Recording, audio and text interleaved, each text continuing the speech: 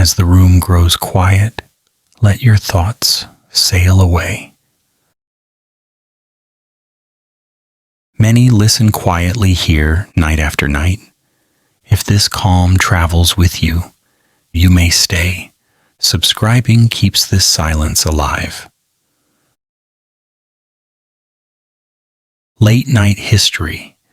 When the past never promised to make sense, history is quieter at night. It stops trying to convince you. It simply remains unfinished and oddly comfortable with that. In the late hours, the past does not arrive as a lesson or a warning. It arrives more like a presence, calm and slightly indifferent to whether we understand it or not. Ancient history especially has this habit of existing without explanation, as if clarity were never part of the agreement. We are used to stories with beginnings, middles, and endings.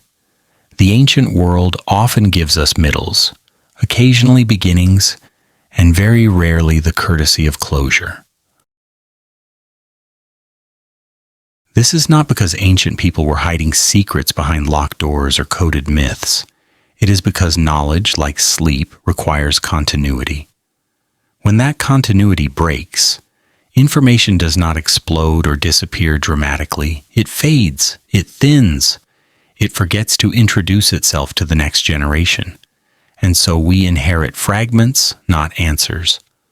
Modern minds tend to find this irritating. We like conclusions. We like diagrams that end neatly at the bottom of the page.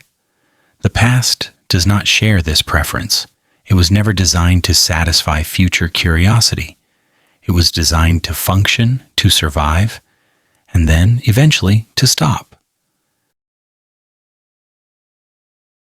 Across the ancient world, from the late prehistoric period into the early centuries of recorded civilization, societies built systems that worked remarkably well for their time.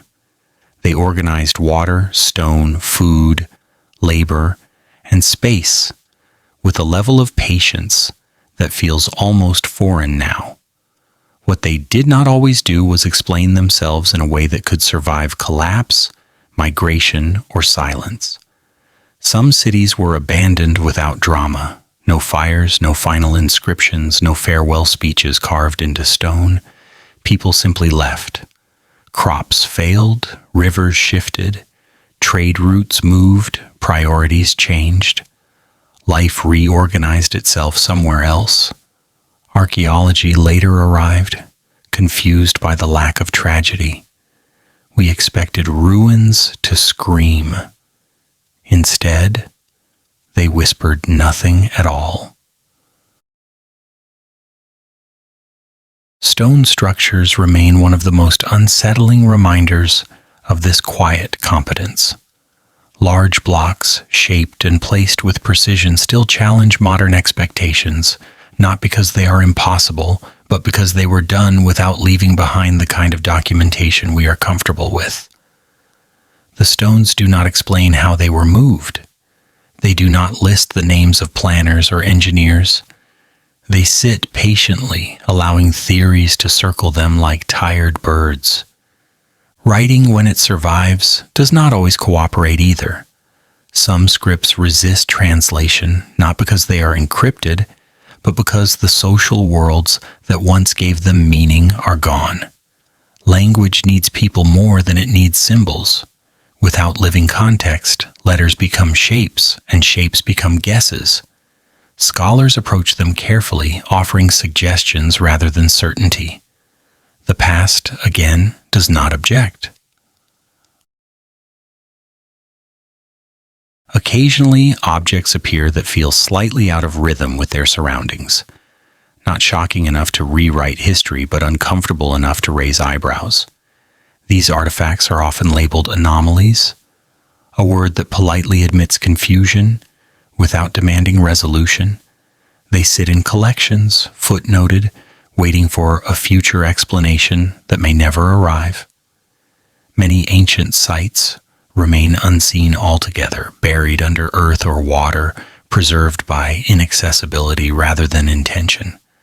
What we know is shaped as much by what we cannot reach as by what we can. History, in this sense, is a landscape lit by a small lantern. The darkness beyond it is not empty. It is simply unlit. Ancient knowledge was often practical rather than theoretical. People observed seasons, stars, animals, and land over long periods of time. They did not always write manuals.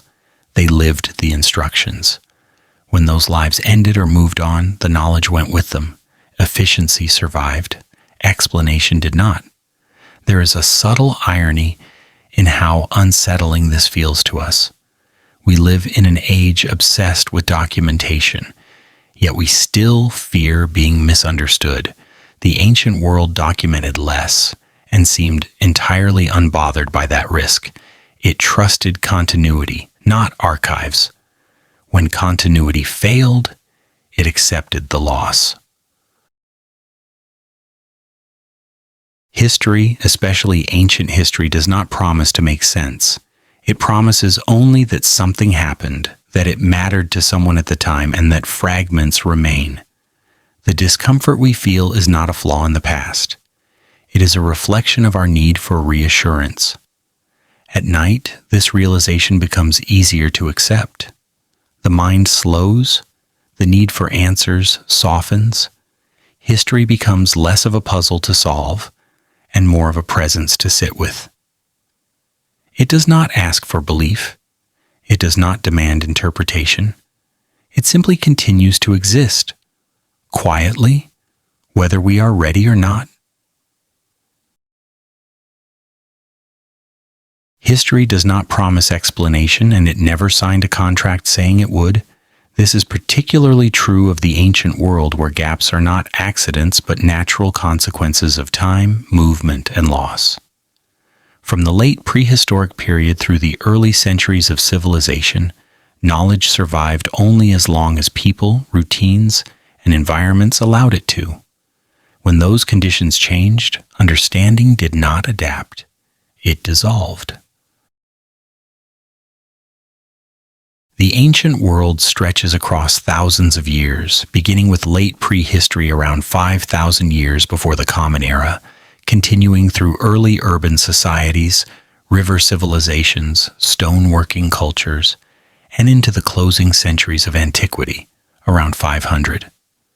This span is not unified by a single empire, belief system, or narrative arc. It is unified only by human experimentation with living together at scale. What remains from this period is uneven. Some societies left abundant material traces but little context. Others left stories without structures. Many left neither, existing now only as patterns in soil or shadows in satellite images. The absence of explanation does not imply intention. It implies fragility. Modern discomfort with these gaps often comes from projection. We assume importance requires clarity. The ancient world did not. Knowledge was valuable because it worked, not because it could be defended centuries later. Once it stopped working, or once the people who carried it disappeared, it was allowed to fade without apology. This is why ancient history feels unsettling rather than mysterious. Mystery suggests a solution waiting to be found. The ancient past often offers something quieter, acceptance of incompleteness. Not everything was meant to be recovered. Not every system was built to endure curiosity. The stories that follow do not aim to resolve these gaps. They move within them. They acknowledge that early human societies were competent, observant, and adaptable without insisting they were extraordinary or unknowable. They recognize that what we lack is not evidence of secrets, but evidence of survival's limits. In this space, history becomes something softer, less a teacher, more a companion. It sits beside us in the dark, unconcerned with whether we understand, content simply to remain. And for a moment, that is enough. Civilizations that left quietly. Some civilizations did not fall. They did not burn, scream, or collapse beneath dramatic weight. They simply became quiet, and then they stopped. Late at night, this is the kind of history that feels most honest. No warning bells, no final speeches carved into stone, just places that once expected tomorrow and then politely stopped expecting it. When archaeologists arrive centuries later, they search for destruction layers, for violence, for signs of urgency. Often they find none. The ground is calm, the walls remain standing. The absence itself becomes the puzzle. We are deeply uncomfortable with this kind of ending. Modern storytelling has trained us to expect catastrophe. If something disappears, we assume something terrible must have happened. But many ancient societies did not experience a single fatal moment. Instead, they experienced gradual irrelevance. Rivers changed course, trade routes shifted, soil lost patience, climate adjusted without consulting anyone. People followed practicality, not legacy. Houses were left behind with tools still resting where hands last placed them. Streets remained aligned, waiting for footsteps that never returned. Public spaces stood intact, not destroyed, just unused. It is difficult to dramatize this kind of departure. History prefers drama because drama leaves evidence. Quiet decisions do not. In some cases, populations thinned slowly. Birth rates declined. Younger generations left first, drawn by opportunity elsewhere. Elders stayed until it made no sense to stay anymore. Eventually, maintenance stopped. Roofs sagged, plaster cracked. Not because of invasion, but because no one was repairing it anymore. Civilization does not require enemies to end. It requires attention. There is something almost polite about these endings. No announcement, no insistence on remembrance. The land was returned without argument. Fields became dust, paths softened, stones weighted. If a civilization wanted to disappear without inconvenience, this is how it would do it. Modern observers often rush to explain these disappearances with single causes: drought, overuse, conflict. These explanations feel satisfying because they simplify. But ancient life was rarely simple. Change came from many directions at once, none dramatic enough to be remembered as the reason. History struggles with that kind of complexity. It prefers a cause. The past often offers only conditions. What unsettles us most is how normal these societies appear right up until the end. There is no sign they knew they were living in the final chapter, no desperate adaptation, no visible panic. Daily life continued as long as it could, and then it quietly relocated. Civilization did not fail. It simply moved on without leaving forwarding information. We tend to think permanence is the goal of civilization. Ancient societies did not always agree. Survival mattered. Comfort mattered. Continuity mattered only when it was practical. If a place stopped providing what was needed, leaving was not tragedy. It was adjustment. From a distance, we label these sites as lost. From within the moment, they were simply no longer useful. That difference in perspective creates tension. We want meaning where there may have been none. The past does not rush to correct us. There is also a subtle humility in these quiet endings. No attempt to preserve greatness.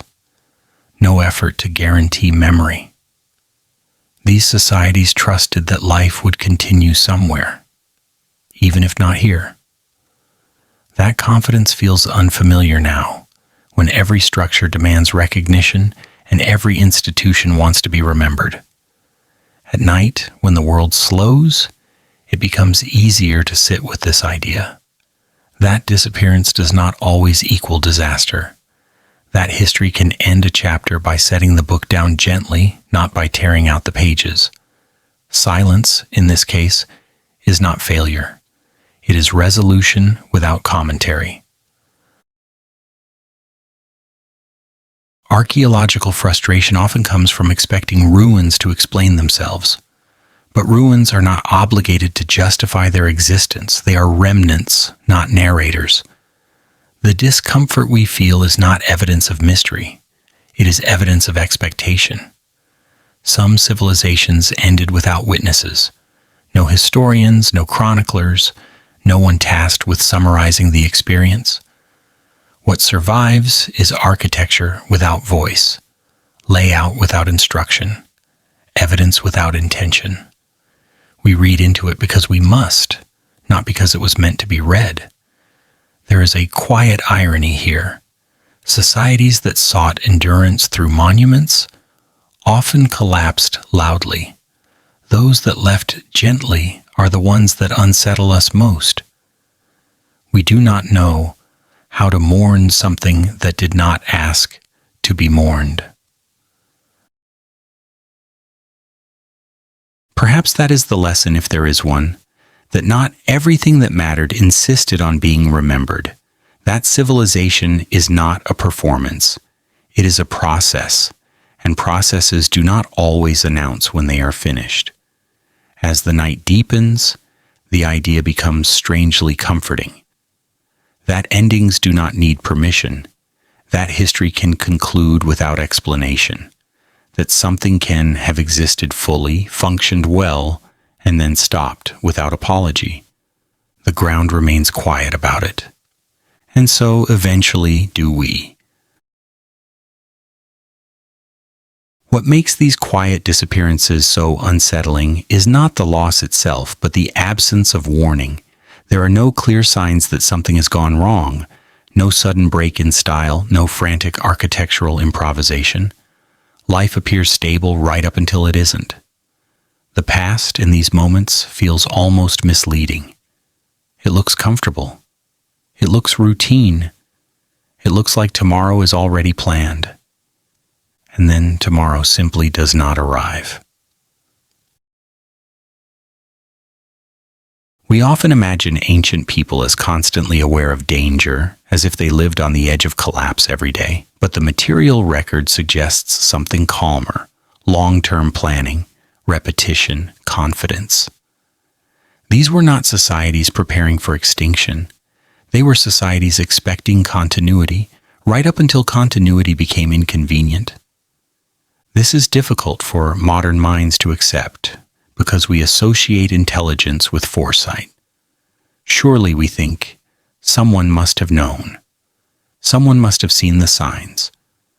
But knowledge does not always announce itself loudly enough to be remembered. Sometimes it whispers, sometimes it suggests, and sometimes it is ignored, not out of ignorance, but out of habit. Habit is powerful. Civilizations run on it. When habit stops working, adaptation begins quietly, not heroically. People adjust their routes, they shorten their stays, they stop repairing certain structures, they move important activities elsewhere first. By the time abandonment is complete, it feels less like a decision and more like a natural drift. From the inside, this does not feel like collapse. It feels like practicality. Archaeology, however, arrives late and impatient. It wants moments, it wants causes, it wants events. It can point to and label. Quiet departures resist this. They leave behind ambiguity, and ambiguity is deeply unsatisfying. It cannot be summarized cleanly. It does not fit well into textbooks. So we invent endings for them. We imagine droughts harsher than they may have been, conflicts larger than the evidence supports, sudden disasters that explain everything at once. These stories comfort us because they preserve our sense of order. They tell us that civilizations end only when something goes terribly wrong. But history suggests otherwise. Sometimes things simply stop being worth the effort. There is also something profoundly human about leaving without ceremony. Not every ending requires acknowledgement.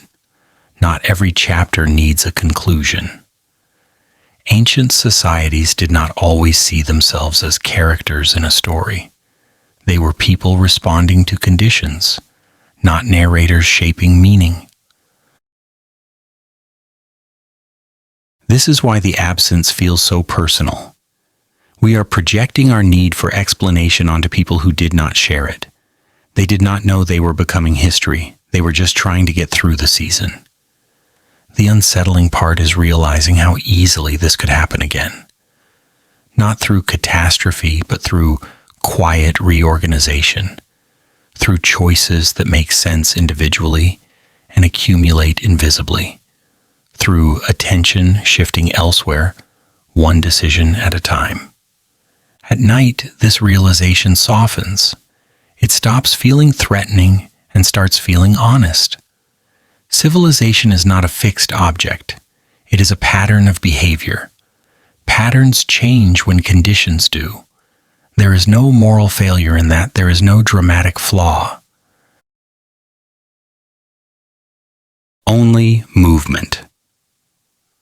When we walk through the remains of these quiet civilizations, we often describe them as frozen in time, but they are not frozen. They are paused mid-sentence.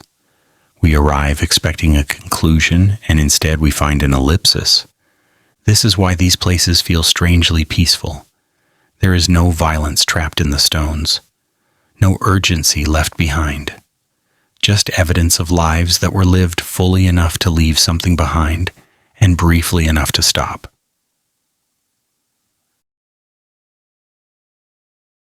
In that stillness, history feels less like a warning and more like a companion. It sits beside us and reminds us that permanence was never guaranteed, nor was it required. What mattered was that things worked for as long as they did. And then they didn't. The night accepts this easily. Darkness has no problem with things ending quietly. It does not demand explanations. It does not ask for lessons. It simply holds what remains and lets it be. Perhaps that is why these civilizations feel closer to us after sunset. In the quiet, we are less tempted to force meaning onto them. We allow them to be what they were, complete in their own time, unfinished in ours. History does not rush to clarify this. It rests, and if we are listening closely enough, it invites us to do the same. Massive stone and the silence of technique. Stone is patient. That may be its most unsettling quality. Long after wood rots and metal forgets its shape, stone remains where it was placed, quietly refusing to explain how it arrived there. Ancient stone structures do not shout about engineering triumphs. They do not celebrate innovation. They simply sit, heavy and unbothered, as if precision were the most ordinary thing in the world. When modern observers encounter these constructions, the first reaction is often disbelief, not because stone is mysterious, but because intention is.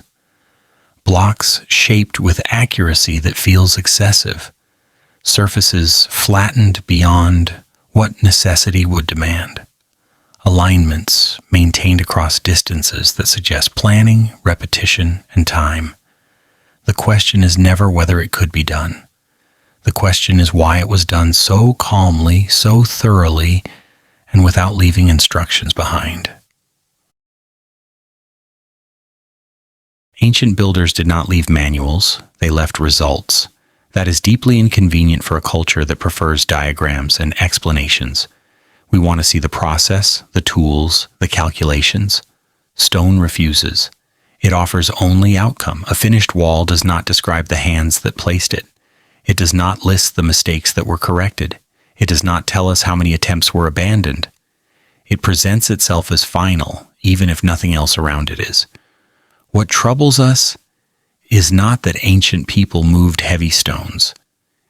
It is that they did so with consistency. Precision implies repetition, and repetition implies systems. Systems imply knowledge that was stable enough to be trusted. This knowledge did not rely on novelty. It relied on familiarity. Techniques refined slowly, taught quietly, and practiced until they became invisible. Stone architecture from the ancient world often appears overbuilt. Walls thicker than required, foundations deeper than expected, corners aligned with care that seems unnecessary. Modern efficiency would call this wasteful. Ancient practice understood it as insurance. Stone does not forgive error easily, so mistakes were avoided through patience rather than correction. We often assume technology advances by leaps. Ancient stonework suggests something slower and more stubborn. Improvement came from doing the same thing again and again until it worked reliably. There is nothing dramatic about this, no moment of discovery, just accumulated experience solidifying into habit.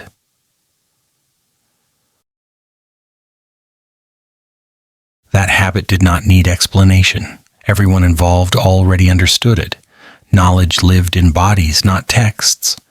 When those bodies disappeared, the knowledge went with them. The stone remained perfectly unhelpful. Archaeologists search for tool marks hoping they will speak. Sometimes they do. More often, they simply confirm that something happened without clarifying how. The silence is not intentional. It is structural. Stone preserves shape, not context. There is also a quiet confidence embedded in these constructions. Ancient builders assumed their work would last. Not forever, perhaps, but long enough to matter. This assumption influenced technique. Care was taken not for beauty alone, but for endurance. Precision was not aesthetic. It was practical. Modern minds tend to frame this as a challenge. How did they do it without machines, without modern materials, without written mathematics? The question reveals more about us than about them. We equate sophistication with documentation. They equated it with reliability. Stone structures do not invite admiration. They tolerate it. They do not respond to praise or confusion. They do not correct misunderstandings. They exist as evidence that complex work does not require spectacle. There is something faintly ironic in how unsettled we feel by this. We live surrounded by technology that explains itself constantly, yet we distrust it. Ancient stone explains nothing, and we trust it completely. The walls still stand. That seems to be enough. At night, when explanations feel less urgent, this silence becomes easier to accept. Stone does not owe us a narrative. It was never built for us. It was built for people who already knew what they were doing. The absence of instruction is not arrogance. It is confidence. When a technique works consistently, it does not need defense. It becomes background knowledge, like breathing or walking. Only when it disappears do we notice it was there. This is why ancient stonework feels unsettling rather than miraculous. It suggests a world where skill was common, not exceptional, where precision was expected, not celebrated, where technology did not announce itself as progress, but as routine. We keep asking stone to explain itself because we are uncomfortable with knowledge that does not perform. Stone refuses, it waits. It allows us to argue around it, to theorize, to disagree. None of this affects its posture. In the end, stone teaches nothing actively. It does not instruct. It does not inspire. It simply remains heavy and complete, reminding us that understanding was never required for existence. Things can be done well, done carefully, and then left behind without commentary. The night understands this instinctively. Silence does not feel like failure in the dark. It feels like rest. Stone rests in that silence comfortably. And if we listen closely enough, without demanding answers, we may find ourselves doing the same. Stone also carries a particular kind of indifference that modern technology has forgotten. It does not update itself. It does not improve with feedback. Once placed, it commits fully to its position and waits to see whether the world will adapt around it. Ancient builders seemed comfortable with this relationship. They did not expect their work to evolve. They expected it to endure. That expectation shaped everything from material choice to scale. When you assume nothing will come later to fix your mistakes, you are careful in a way that no instruction manual can teach. What modern observers often miss is how social this knowledge was. Stone techniques were not isolated skills belonging to specialists hidden away from daily life. They were communal understandings. People knew how much force a group could apply, how long patience could last, how repetition shaped accuracy. Measurement lived in bodies, in steps, in arm spans, in rhythm. Precision was not abstract. It was practiced until it felt natural. This makes the silence of stone even more unsettling. It represents knowledge that was never meant to be preserved independently. When communities dissolved, techniques dissolved with them. The stones were not abandoned intentionally. They were simply no longer accompanied. Like furniture left behind after a long move, they stayed useful only to those who remembered how to use them.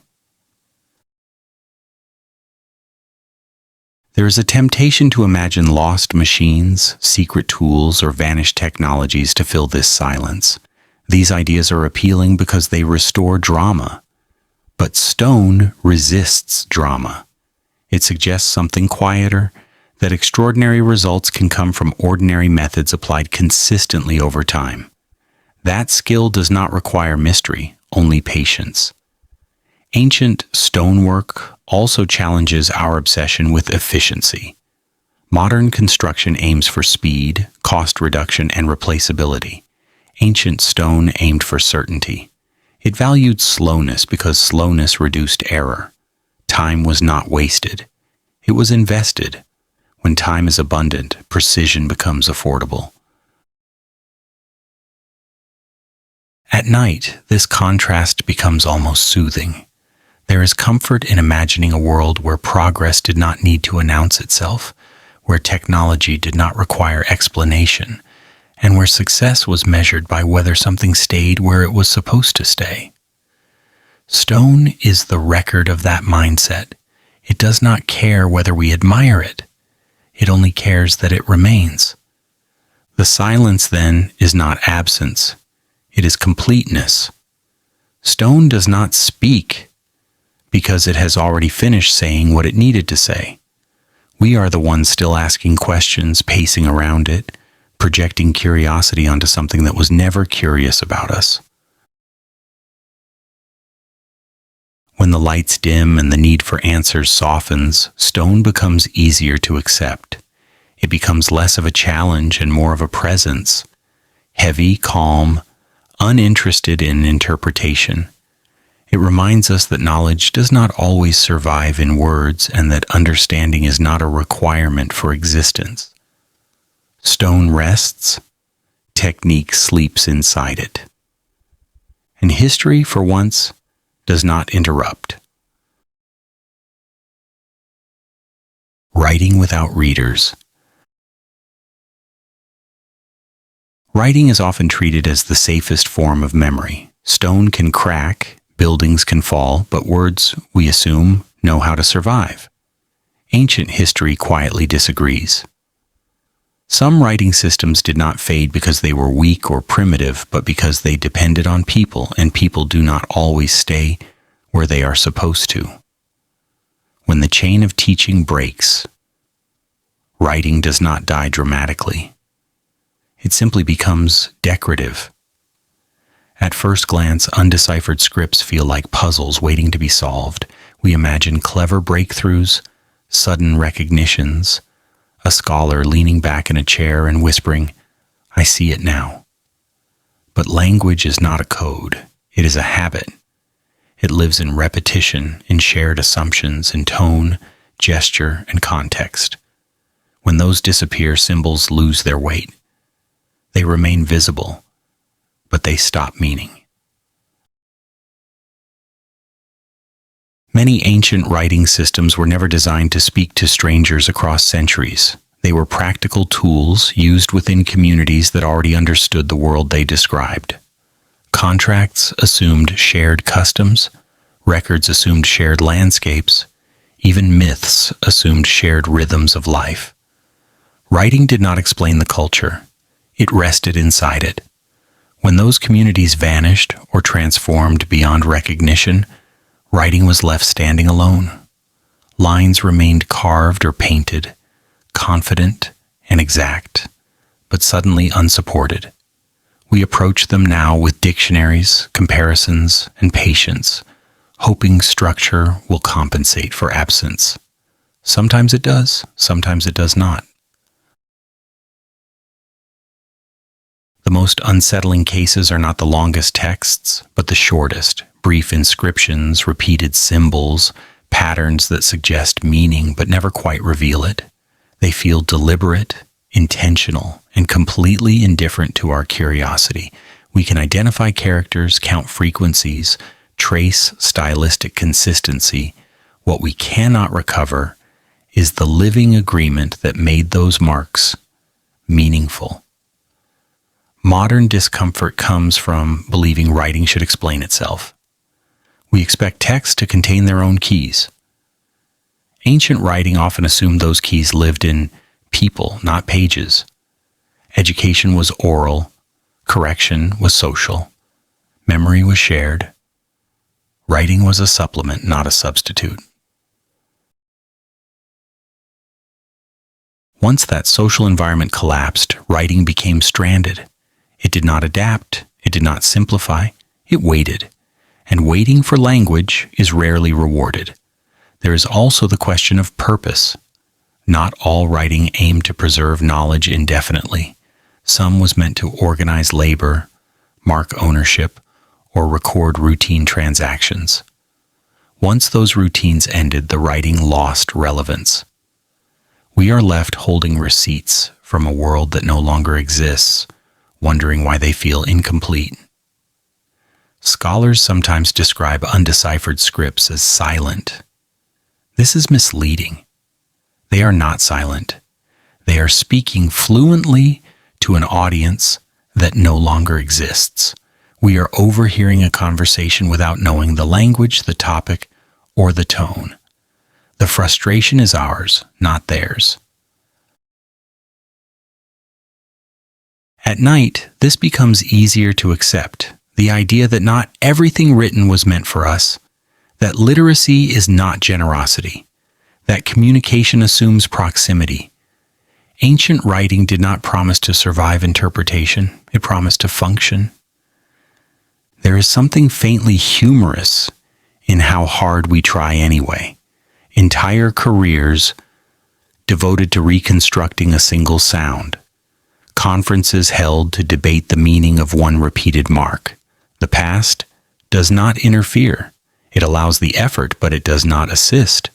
Language retreats when community retreats. It does not linger out of loyalty. It follows use. When children stop learning it, when daily life no longer requires it, writing becomes art, then artifact, than mystery. This does not mean ancient people failed to preserve their knowledge. It means they trusted continuity more than archives. They assumed the next generation would be present, listening, learning, correcting. When that assumption failed, writing could not compensate alone. The unsettling part is realizing how fragile our own systems are. We produce more text than any society before us, yet we assume it will be understood forever. Ancient scripts remind us that comprehension is not guaranteed by quantity. It is guaranteed by connection.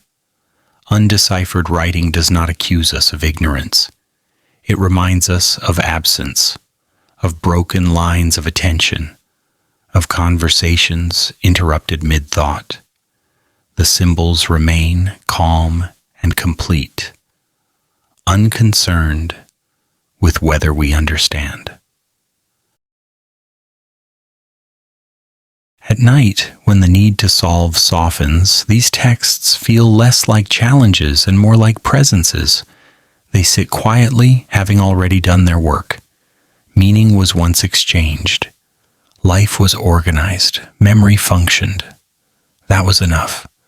Writing does not mourn the loss of readers. It simply stops explaining itself, and history once again lets it be. There is a quiet dignity in writing that no longer insists on being understood. Ancient scripts do not beg for translation. They do not adapt themselves to modern expectations. They remain exactly as they were left, as if comprehension were a local agreement that expired naturally when no one renewed it. This is difficult for us because we tend to believe that meaning should be portable. The ancient world did not always share that belief. Writing was never meant to float freely through time. It was anchored to voices, to gestures, to shared pauses and assumptions that no longer exist. When we try to lift it out of that context, it resists, not out of hostility, but out of completeness.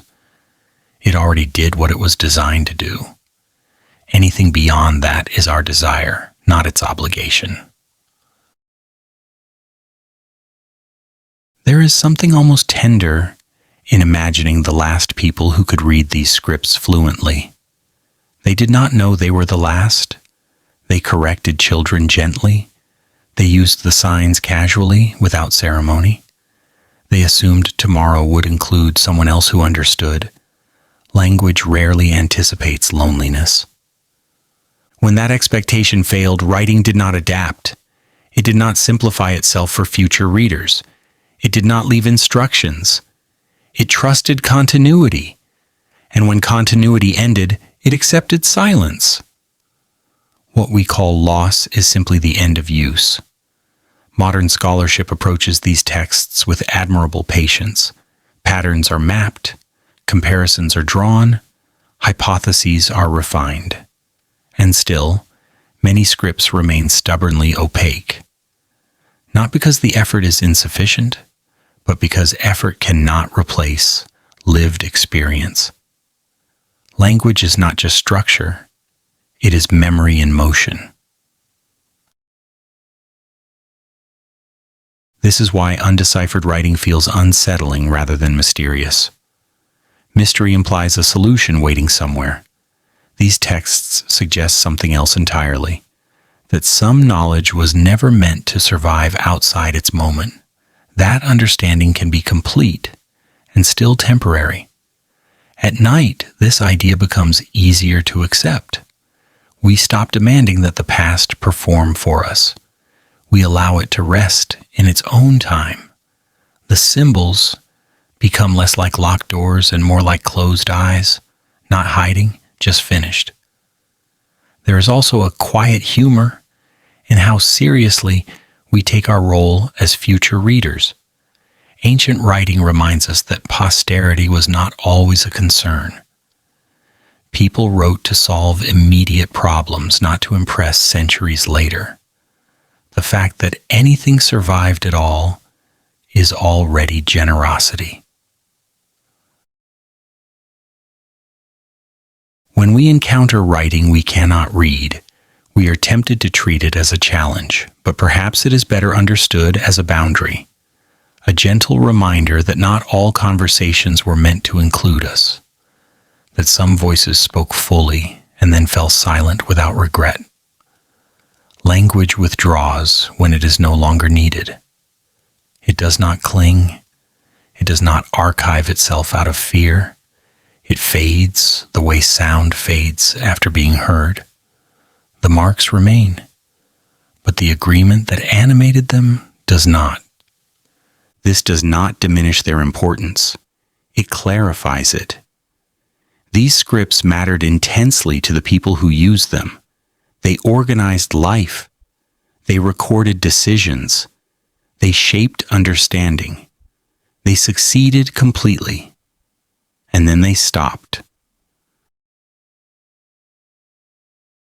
In that sense, undeciphered writing is not a failure of history. It is evidence that history once worked without us. That meaning existed independently of our curiosity. That the past does not owe us translation. As the night deepens, this realization softens into calm. We no longer feel excluded. We feel invited to listen differently. Not for answers, but for presence. The writing sits quietly, complete in itself, uninterested in rescue. And perhaps that is enough. Some words were written to be read once. Some meanings were meant to stay where they were. History does not argue with this. It lets the language sleep. Objects out of rhythm with time. Some objects do not arrive loudly. They do not announce themselves as impossible, forbidden, or revolutionary. They simply sit there, quiet and slightly uncomfortable, asking no questions while provoking many. These are not artifacts that shatter timelines.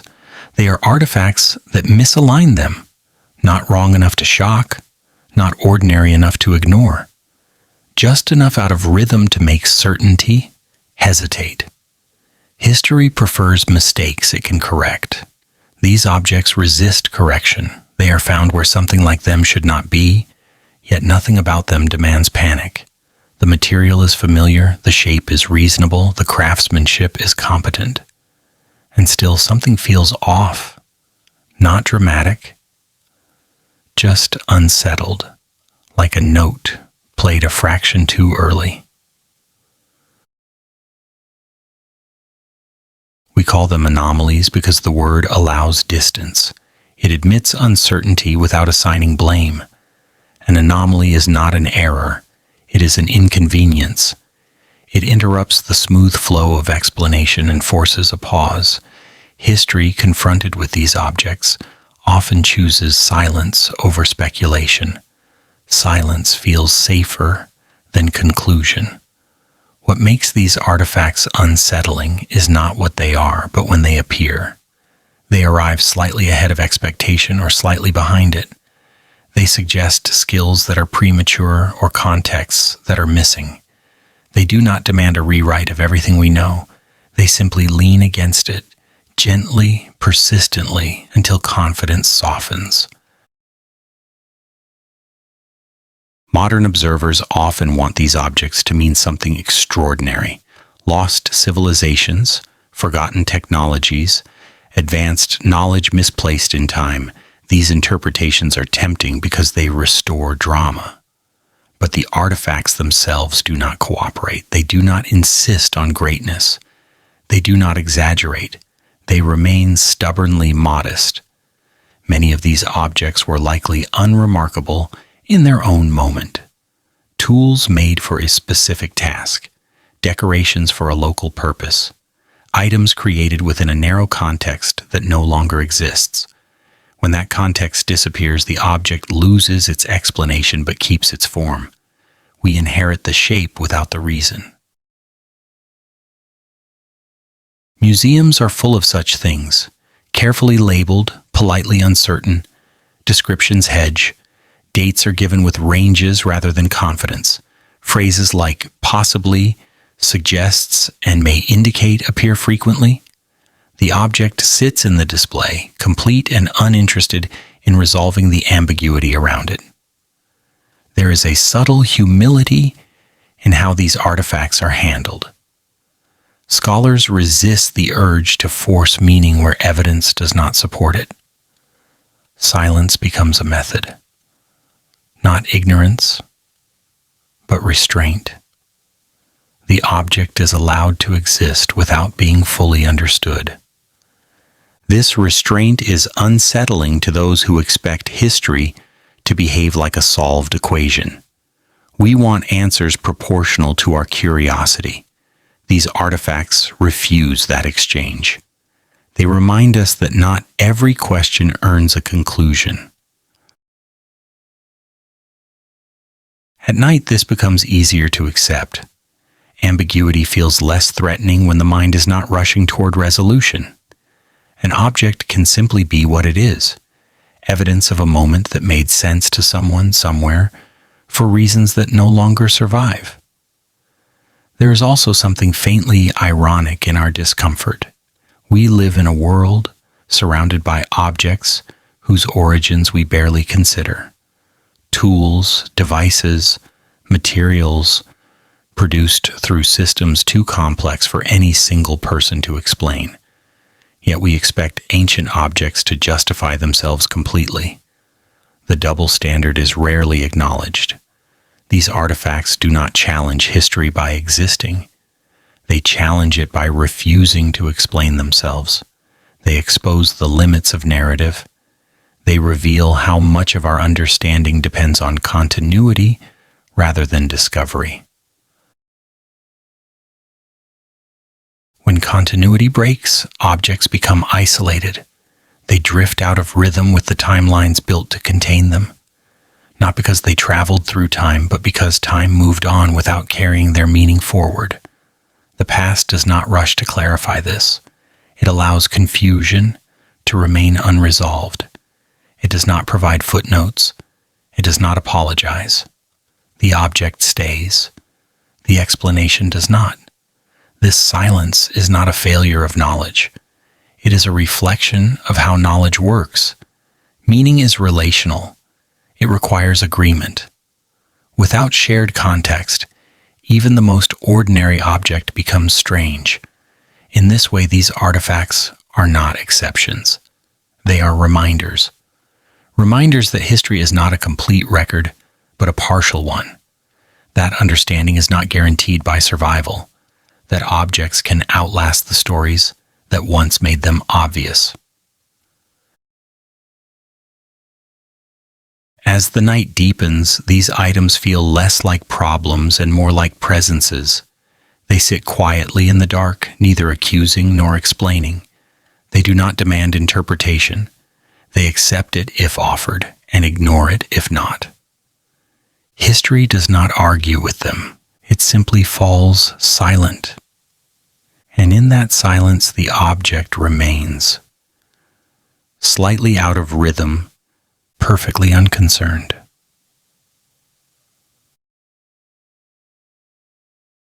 There is a particular stillness that surrounds these objects once the questions slow down.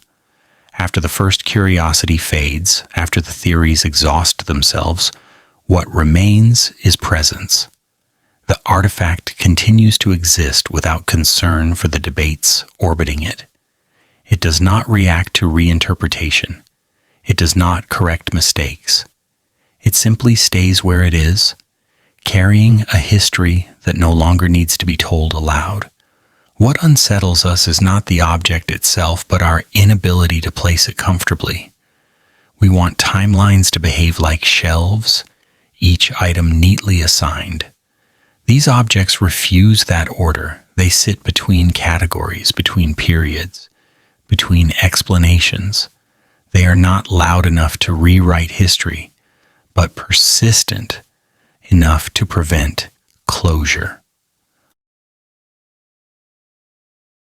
In many cases, the safest response has been to leave them alone, not ignored but contained, catalogued without emphasis, mentioned without insistence. This is not avoidance, it is recognition of limits. History learns slowly when to stop talking. There is a quiet maturity in that restraint. It acknowledges that forcing meaning can do more damage than admitting uncertainty. An unresolved artifact is not a threat.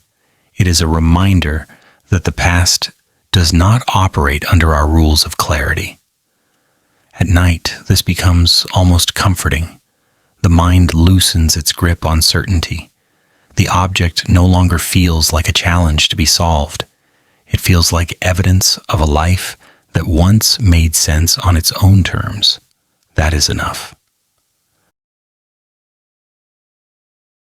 We often assume that confusion means failure. Ancient objects suggest otherwise. Confusion can simply mean distance. Distance between worlds, distance between assumptions, distance between what mattered then and what matters now. These artifacts did not ask to survive into our questions. They survived because material is stubborn. Meaning is not. When the two separate, discomfort follows. Not because something is wrong, but because something is missing. History does not rush to fill that gap.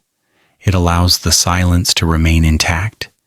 It trusts that uncertainty can coexist with knowledge without undermining it. This is a lesson we rarely learn quickly.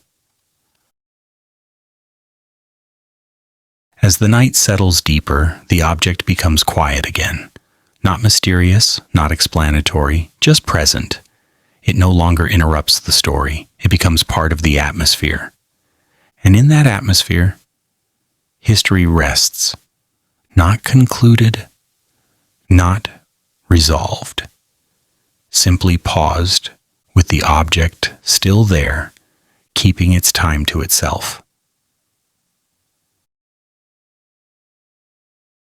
Cities buried, flooded, and forgotten. Some cities did not collapse. They did not empty themselves deliberately, nor did they fall victim to a single moment of destruction. They were simply covered, slowly, patiently, and without concern for future curiosity. Earth moved, water rose, silt settled, vegetation returned. What had once been streets became layers, and what had once been roofs became outlines, remembered only by the ground. These cities were not hidden, they were overtaken. Time did not erase them violently. It placed something else on top. Soil arrived one season at a time. Floodwaters deposited memory in thin sheets. Coastlines shifted without apology. The city did not resist. It allowed itself to be absorbed. Modern imagination prefers lost cities to be dramatic discoveries. We want sudden revelations, clear outlines, dramatic entrances, but most buried cities remain inaccessible not because they are secret, but because uncovering them requires patience we are not always willing to spend. Excavation is slow, funding is limited, preservation is delicate. Sometimes it is safer to leave a city buried than to expose it carelessly. Underwater cities add another layer of quiet resistance. They are visible enough to suggest presence, but distant enough to deny clarity. Stone structures beneath the surface do not announce their purpose. They do not confirm their age easily. Water distorts scale, perspective, and certainty. What looks intentional may be coincidence. What looks accidental may be design. The sea does not clarify. Many sites exist in a state of partial knowledge, a wall uncovered but not the neighborhood, a foundation mapped but not the lives above it, a street traced but not the conversations that once passed along it. Understanding arrives in fragments, and fragments resist completion. This incompleteness is not a failure of archaeology. It is the natural condition of studying cities that were never meant to be paused mid-life. Cities are processes, not artifacts. They change constantly while they are occupied. When they are abandoned or buried, that process stops abruptly, leaving no summary behind. We often assume that if a city mattered, it would have been remembered, but memory follows utility, not importance. When trade routes shift, when populations move, when resources change, cities lose relevance quickly. Once relevance fades, memory follows. The city remains physically present but socially absent.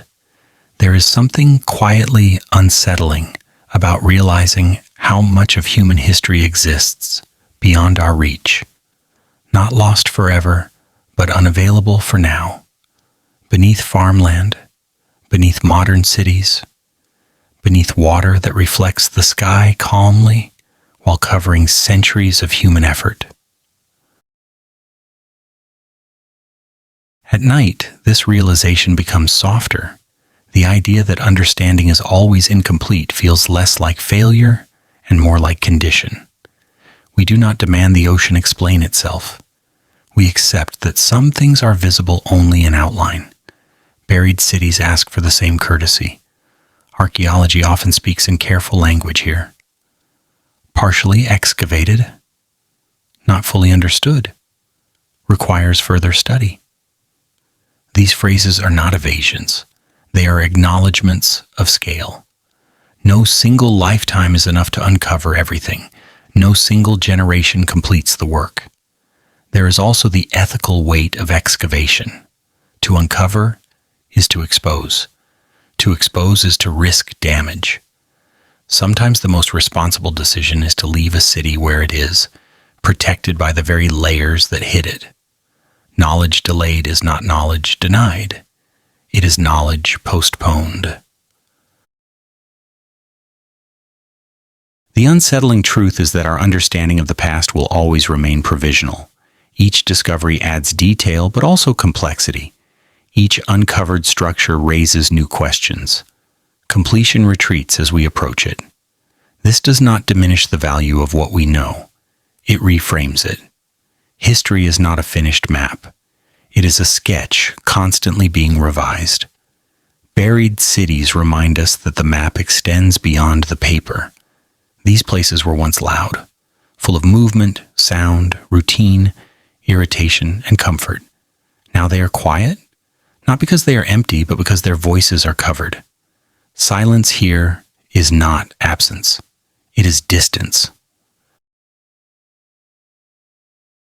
As the night deepens, these cities feel less like mysteries and more like companions resting out of sight. They are not waiting for us impatiently. They are content to remain where they are, allowing understanding to arrive slowly or not at all. History does not hurry them into the light. It allows them to sleep. And in that unfinished knowing, we learn to rest as well. There is a quiet patience in the way buried and flooded cities wait. They do not signal urgency. They do not demand excavation schedules or research grants. They remain where they are, layered beneath decisions made long after they were abandoned. Roads pass above them. Fields grow over them. Harbors expand beside them. Modern life rearranges itself without consulting what lies below. What we call discovery often arrives by accident. A foundation exposed during construction. A wall revealed by erosion. A pattern noticed from the air. These moments feel dramatic only because they interrupt routine. For the city itself, nothing has changed. It was there before we noticed. It will be there after attention moves on. Understanding when it arrives does so unevenly. A single structure is studied intensely while the rest remains untouched. Interpretations grow around limited evidence. The temptation to generalize is strong, but buried cities resist generalization. They offer specificity without completeness, details without context. This incompleteness is not temporary, it is permanent. Even if excavation were unlimited, Time itself has already edited the record. Organic materials have disappeared. Sounds have vanished. Smells, gestures, habits, small routines that made the city human are gone. What remains is architecture without atmosphere. At night, this feels less frustrating. We begin to accept that knowing everything was never an option, that the past does not exist to be fully recovered. It existed to be lived. Recovery is a secondary concern, and an imperfect one. There is also a quiet relief in this. If history were complete, it would be overwhelming. Endless detail, infinite explanation. Buried cities offer restraint. They remind us that absence is part of the record, not a flaw in it. When archaeologists choose not to excavate, it is sometimes interpreted as neglect. More often, it is care. Exposure accelerates decay. The act of knowing can destroy what is known. Leaving a city buried can be an act of preservation rather than avoidance. Flooded cities share this protection. Water both conceals and stabilizes. It slows certain forms of decay while complicating access. The sea does not curate exhibits. It allows structures to exist in a different rhythm, one that does not prioritize visibility. We often say these cities are forgotten. This is not entirely accurate. They are remembered differently, not as narratives, but as possibilities, as reminders that human effort accumulates even when memory does not. The unsettling realization is that our current cities will one day join them, covered, submerged, built over, interpreted through fragments by people with different questions. What feels essential now will feel partial then. History does not promise completion. Buried cities make that clear. They offer a lesson without instruction. Understanding is always in progress and often interrupted. As the night settles, the idea becomes gentle rather than heavy. That some things remain unfinished not because we failed, but because time continued. The cities rest beneath us, unbothered by whether we arrive prepared. They are not waiting. They are simply there. And history, once again, allows that to be enough. Practical knowledge and the long patience of observation. Ancient knowledge did not arrive in breakthroughs. It arrived by watching the same things happen over and over again until patterns became familiar enough to trust. People watched the sky because the sky returned. They watched water because water remembered paths longer than any individual life. They watched animals, plants, winds, shadows, and seasons, not out of curiosity but necessity. Survival did not reward innovation as much as it rewarded attention. This kind of knowledge did not require writing to function. It required continuity. Parents taught children, elders corrected mistakes.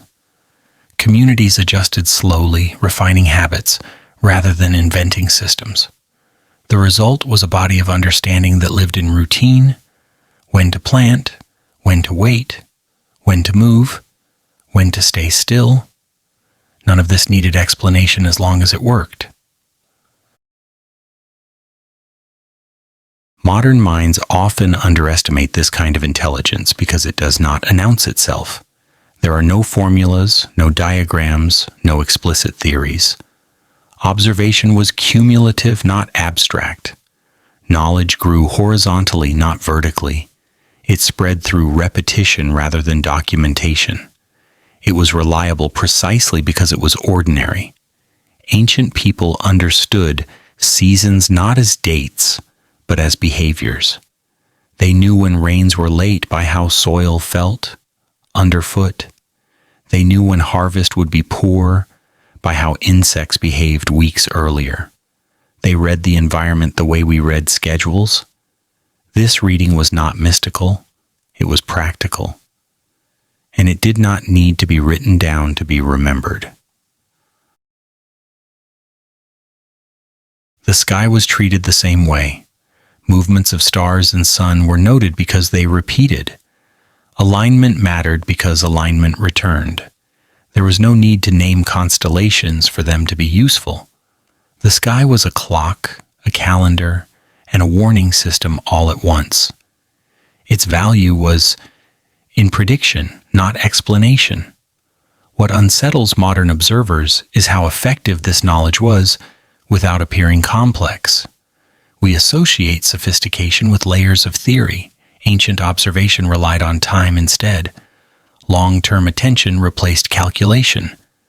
Memory replaced models.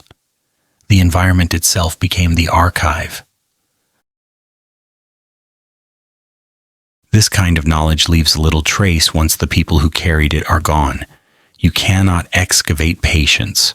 You cannot recover habit from stone. When continuity breaks, the system collapses quietly, leaving behind structures that appear impressive but incomplete. We see the result without the method. It is tempting to assume that because this knowledge was not recorded in modern ways, it was somehow less rigorous. This is a misunderstanding. Rigor existed, but it was social rather than textual. Errors were corrected in real time. Failed predictions had consequences. Knowledge that did not work did not survive. Ancient communities did not need to justify their understanding to outsiders. It was tested daily. There was no incentive to explain why something worked if it consistently did. Explanation becomes important only when trust breaks down. Ancient systems relied on trust built through repetition. This is why so much ancient knowledge feels invisible now. It was never meant to stand alone. It was embedded in living systems that required participation. When participation ended, knowledge dissolved without protest. At night, this realization feels less alarming. There is something calming about a world that did not require constant explanation. A world where knowing was demonstrated through action rather than defended through argument. Where expertise was proven by outcomes, not credentials. There is also a quiet irony here. We often praise ancient people for being close to nature while ignoring how demanding that closeness was. Observation required discipline. Memory required responsibility. Attention was not optional. Missing a pattern could mean hunger, loss, or displacement. Modern life has outsourced much of this attention. We rely on instruments, forecasts, and institutions. Ancient knowledge was personal. It lived in the body and the community. That made it fragile but also deeply integrated. When those communities disappeared, the knowledge did not protest. It did not attempt to preserve itself. It had already served its purpose. What remained were traces. Field patterns, building orientations, settlement choices that hint at understanding without explaining it. This absence frustrates historians who want to reconstruct systems fully, but reconstruction was never the goal of the original knowledge. Function was. Once function ended, preservation became irrelevant. As the night deepens, this becomes easier to accept. Knowledge does not owe us permanence. It owes its users effectiveness. Ancient, practical knowledge fulfilled that obligation completely. It is not lost because it failed. It is lost because it was finished. And history, in its quiet way, allows that completion to remain unquestioned. There is a particular calm that comes from realizing how much ancient knowledge never needed to announce itself.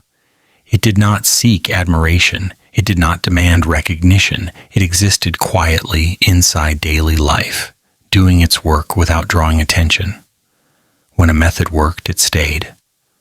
When it failed, it disappeared. No debates, no theories preserved for their elegance, only results. This makes ancient practical knowledge difficult to recover because it was never separate from living. You cannot dig up an observation made over generations. You cannot catalog instinct refined through repetition. What survives are indirect clues: where people settled, how they oriented buildings, which lands they returned to, and which they avoided. The knowledge is there, but it does not introduce itself. Modern reconstructions often try to translate this understanding into charts and explanations. We ask why something was placed where it was, why a structure faced a certain direction, why a pattern repeats. Sometimes we find reasonable answers. Often we find silence. Not because the answer is unknowable, but because it was never articulated in the first place. Ancient people did not separate knowledge from life. There was no moment when observation became theory. It stayed embedded. This made it resilient as long as continuity held, and extremely fragile once it broke. When migration, disruption, or collapse interrupted transmission, the knowledge did not linger. It left with the people. There is something gently unsettling in how complete this process was.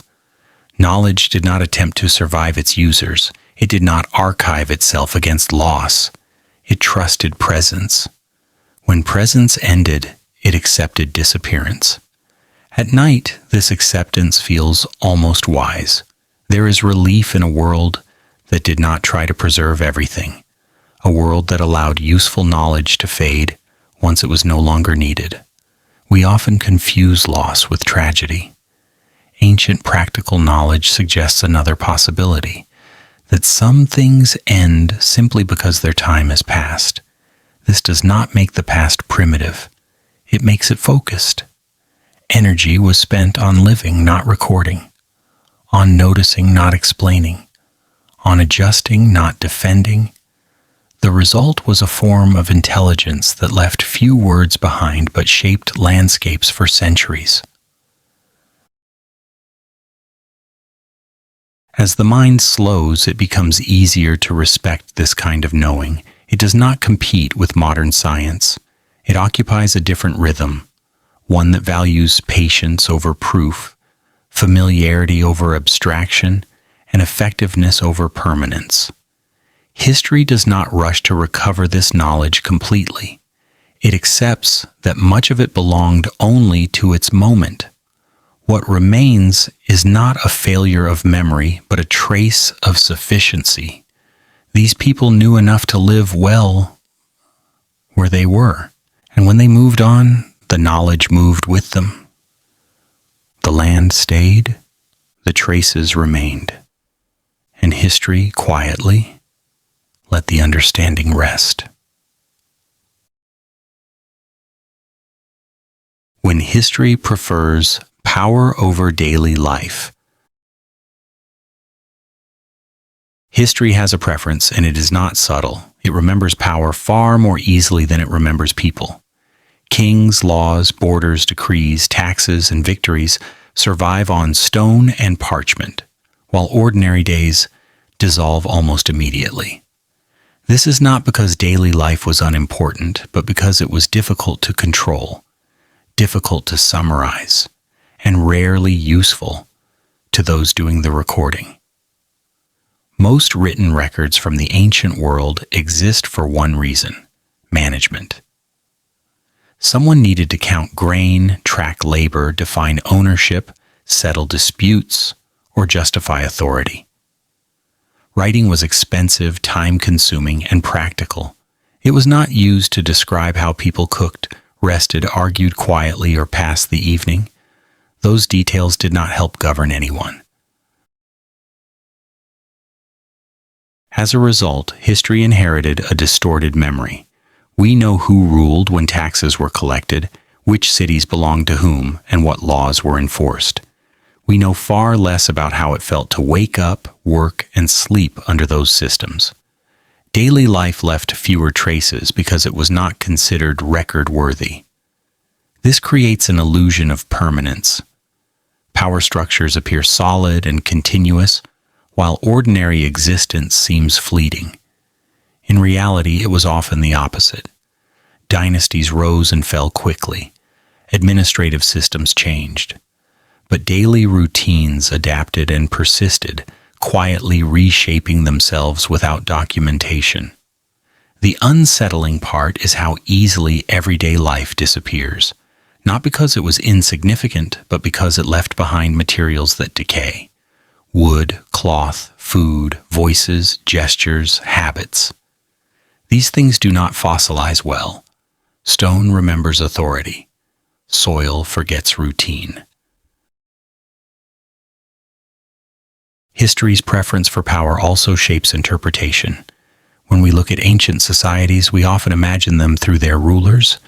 We picture palaces rather than kitchens, laws rather than conversations, ceremonies rather than exhaustion. This is not accuracy. It is convenience. Ordinary people rarely wrote about themselves. When they did, those writings were fragile and easily lost. Most people were too busy living to describe their lives for the future. They assumed continuity. Someone would always know how things were done. That assumption failed. What survives instead are systems designed to outlast individuals. Power wants to be remembered. It builds monuments, issues decrees, and preserves its own image carefully. Daily life has no such ambition. It expects tomorrow, not posterity.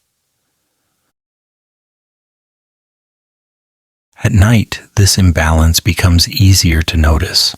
The silence between records grows louder. We begin to feel how much human experience is missing, not erased violently, but never collected in the first place. History did not forget daily life. It never learned it. There is something quietly ironic in how much effort we now spend trying to reconstruct what power never cared to record.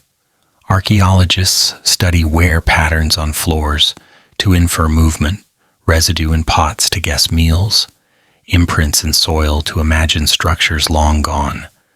We work backward from fragments, trying to recover what once felt obvious. This effort reveals something important. Ordinary life was not static. It changed constantly, responding to pressure, shortage, abundance, and habit.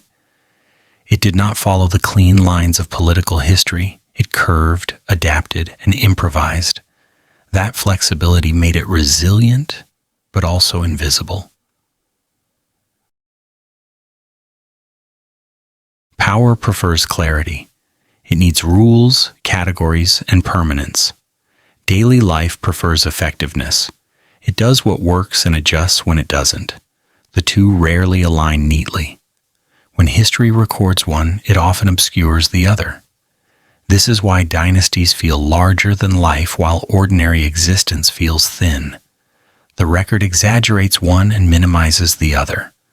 But lived experience tells a different story. Empires depended entirely on routines they did not bother to document. The unsettling realization is that most of what made ancient societies function disappeared without ceremony. Meals eaten, tools used, jokes shared, frustrations endured. None of this survived the administrative filter of history. What remains is power speaking to itself. At night, this feels less frustrating and more revealing. History is not neutral. It reflects priorities. It shows us what mattered to those with the means to record. It does not show us what mattered most to those simply living. Understanding this does not diminish history. It deepens it. It reminds us to listen for absence as much as for presence, to read silence not as emptiness but as exclusion. Daily life did not vanish because it failed. It vanished because it was never invited to stay. And history, faithful to power, let it go without comment. There is a quiet imbalance hidden inside the historical record, and once you notice it, it is difficult to unsee. Power speaks loudly because it was designed to. Daily life whispers because it had other things to do. This is not a moral judgment. It is a structural one. History remembers what insisted on being remembered. The ordinary rhythms of life rarely demanded preservation. People cooked because they were hungry, not because they wished to document technique. They repaired tools because they broke, not because repair was culturally significant. They adjusted routines without ceremony. None of this required explanation as long as tomorrow arrived. Power, however, required constant reinforcement. It needed to justify itself, repeat itself, record itself. Laws were written because they had to be enforced. Borders were drawn because they had to be defended. Authority needed memory in order to function. Daily life needed only repetition. This difference shapes everything we inherit. We see the scaffolding of power clearly, while the lived experience beneath it appears thin and incomplete. The illusion that rulers shaped daily life more than daily life shaped rulers comes from this imbalance of evidence. At night, this realization softens into something quieter. We stop expecting the record to be fair. We accept that absence does not imply insignificance. The missing details are not gaps in importance. They are gaps in priority. There is also a strange comfort in knowing that most of human life escaped documentation, that it was never flattened into official language, that it existed fully and then dissolved without being reduced to policy or decree. Something about that feels intact. History did not erase daily life. It simply never slowed down enough to notice it. And perhaps that is appropriate. Ordinary existence was never meant to be preserved as an exhibit. It was meant to be lived and then replaced by the next ordinary day. When we listen closely, especially in the quiet hours, we can sense that absence without trying to fill it. We can acknowledge that what we know is partial, and that this partiality does not weaken history. It humanizes it. Power left records because it feared being forgotten. Daily life disappeared because it trusted continuity. One survived on stone, the other survived in motion. And when motion stopped, history followed power, leaving the rest to rest quietly behind. Science and temporary answers.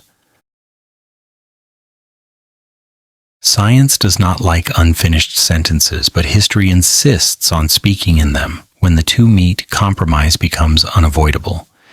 In the ancient world, especially, many explanations survive not because they are certain, but because they are currently the least uncomfortable option. They hold space. They prevent chaos. They say quietly, "This is good enough for now." This is not failure. It is method.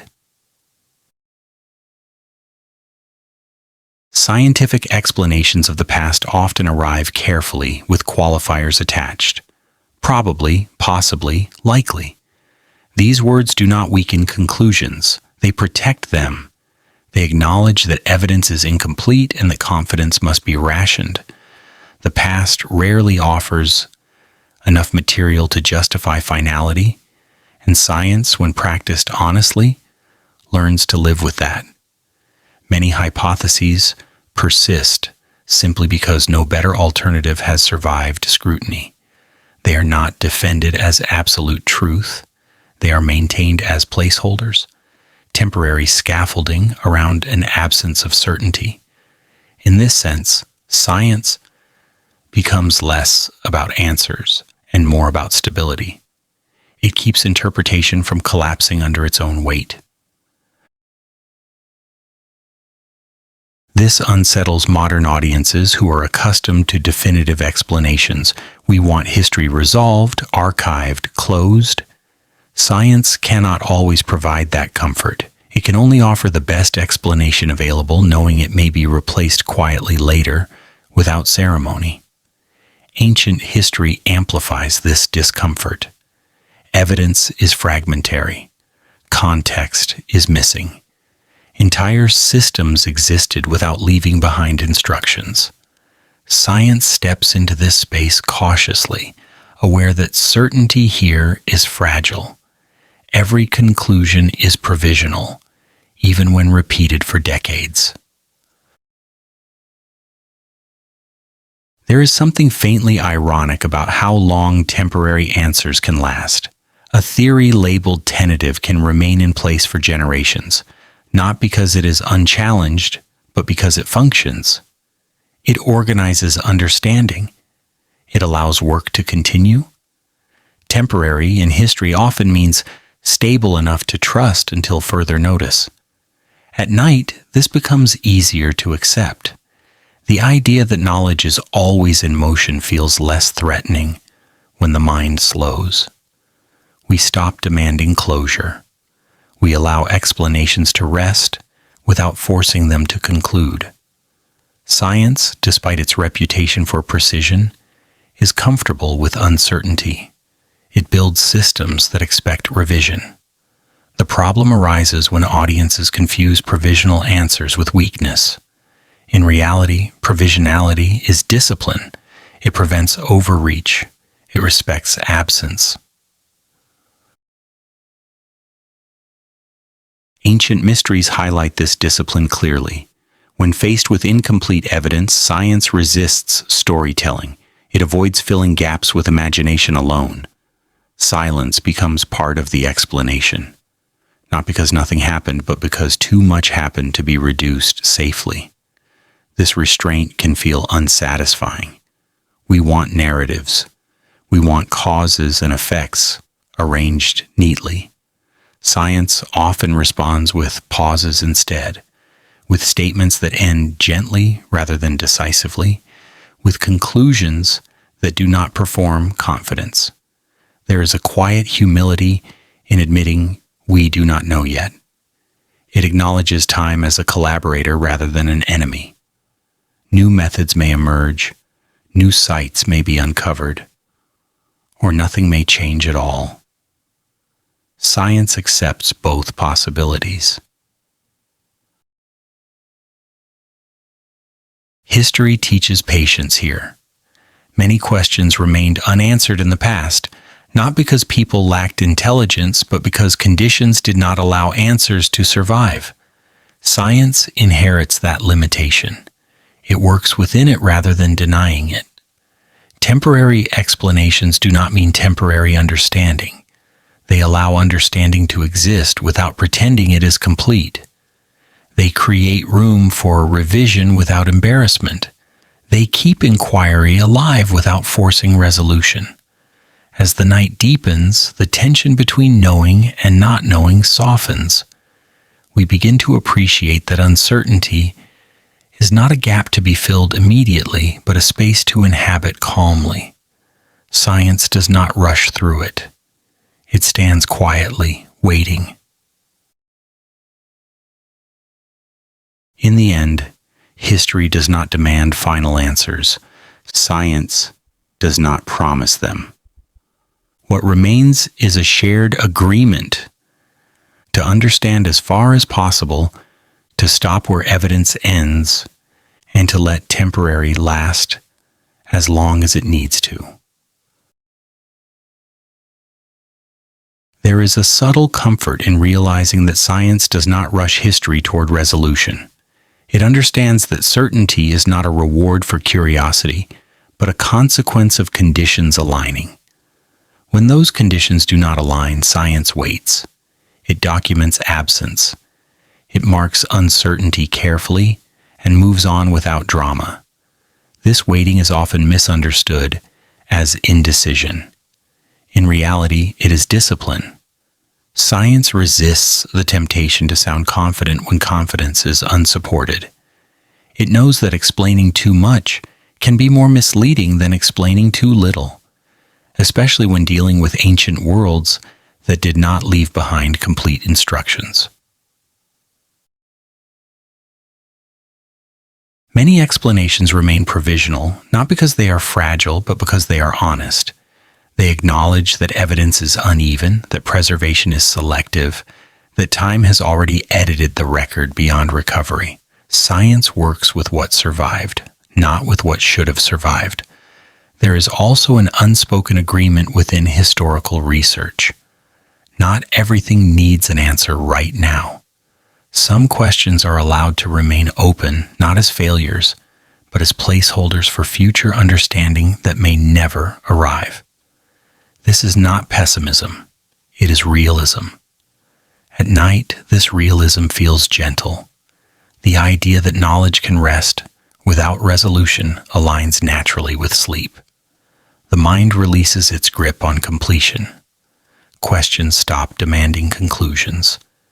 They become companions rather than problems. Science, in this state, feels less like a judge and more like a caretaker. It keeps explanations stable without insisting they are permanent. It maintains order without pretending it is final. Temporary answers become a form of care, preventing chaos without claiming ownership of truth. History has always lived comfortably in this space. For most of human existence, understanding was partial, local, and sufficient. People acted on what they knew, adjusted when they were wrong, and rarely paused to formalize certainty. Science, at its best, remembers this. The discomfort we feel toward provisional explanations comes from expectation, not deficiency. We want the past to resolve itself neatly. Science does not share that urgency. It accepts that some things remain unfinished because time moved on. As the night deepens, the tension between question and answer dissolves into quiet acceptance. Temporary does not mean careless. It means open. It means attentive. It means willing to change without apology. History does not ask science to be decisive. Science does not ask history to be complete.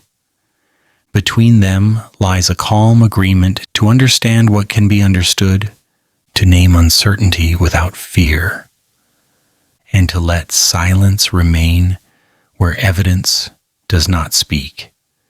And in that shared patience, the past rests, and so do we.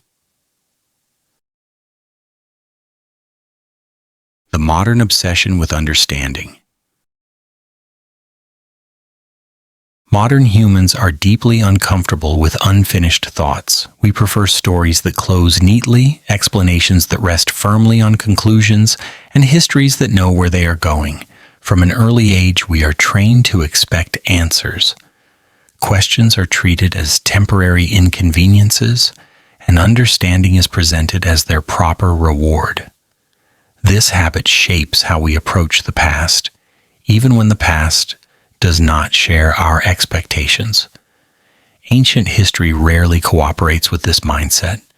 It offers fragments instead of summaries, patterns instead of conclusions, and silence where we expect explanation. The discomfort that follows is not caused by mystery itself, but by our insistence that mystery must eventually resolve. We approach the past as if it owes us clarity, forgetting that clarity was never part of its purpose. The ancient world did not exist to be understood. It existed to function, People built, adapted, moved, and adjusted without concern for how their actions would be interpreted centuries later. They did not pause to frame their lives as evidence. They lived within conditions, responded to pressures, and trusted that continuity would handle the rest. When continuity failed, explanation failed with it.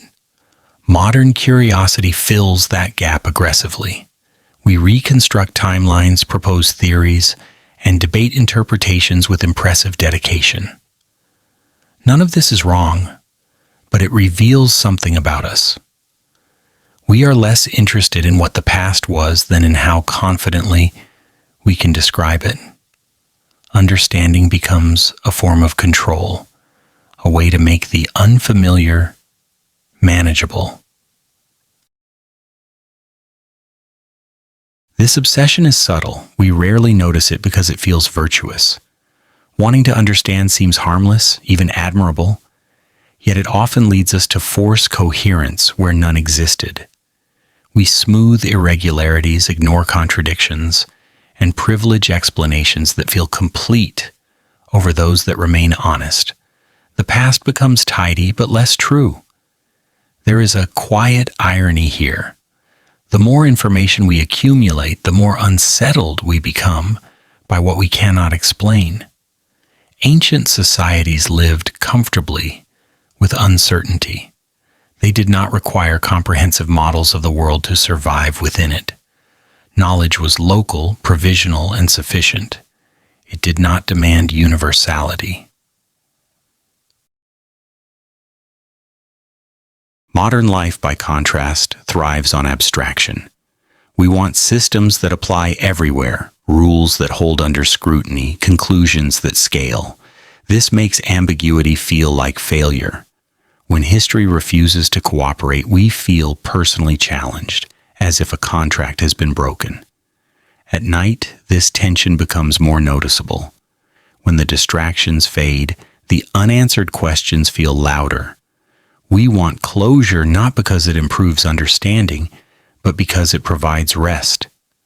An unresolved thought stays awake longer than a resolved one. The past does not offer this kind of rest easily. It resists closure. It reminds us that many lives unfolded without summaries, that many decisions were made without foresight, that meaning was often temporary and situational. This does not align with our desire for timeless lessons.